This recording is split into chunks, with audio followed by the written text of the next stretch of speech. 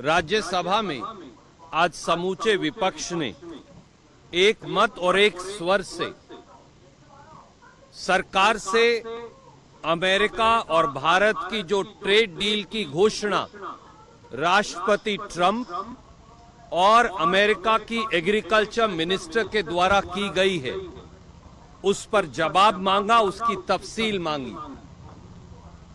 देश का सबसे बड़ा दुर्भाग्य है कि पहले 3 काले कानून से खेती को बेचने का भाजपाई षड्यंत्र हुआ और अब एक बार फिर, जैसा अमेरिका की कृषि मंत्री ने कहा है कि भारत अमेरिकी ट्रेड डील में अमेरिका के सारे खेती उत्पाद 0% ड्यूटी पर भारत में बेचे जाएंगे। देश के किसान के लिए इससे बड़ा विश्वासघात हो ही नहीं सकता। इसके क्या मायने हैं? यानी अब अमेरिका की कपास बगैर ड्यूटी के हिंदुस्तान में बिकेगी, अमेरिका का मक्का हिंदुस्तान में बिकेगा, अमेरिका का गेहूं हिंदुस्तान में बिकेगा, अमेरिका के मिल्क प्रोडक्ट्स हिंदुस्तान में बिकेंगे, वहां के बादाम, अखरोट और पिस्ता, फल और सेब हिंदुस्तान में बिकेंगे। तो हिंदुस्तान के किसान का क्या होगा?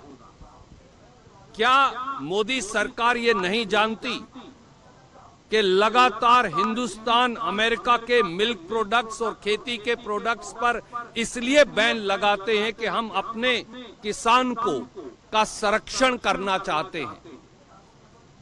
हिंदुस्तान के किसान के हकों को मंडी में बोली लगाकर बेच के मोदी सरकार और भाजपा क्या साबित करना चाहती है?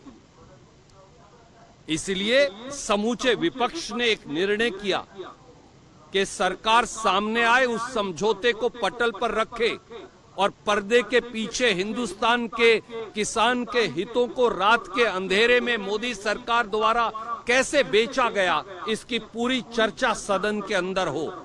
परंतु हमेशा की तरह भाजपा अंधेरे के पर्दे के अंदर किसानों के हकों को बेचने की साजिश पर पर्दा डाल बंद करना चाहती है। ये हिंदुस्तान के किसान को, समूचे विपक्ष को, कांग्रेस पार्टी को कभी मंजूर नहीं हो सकता। इसलिए आज हमने जवाब भी मांगा, हिसाब भी मांगा,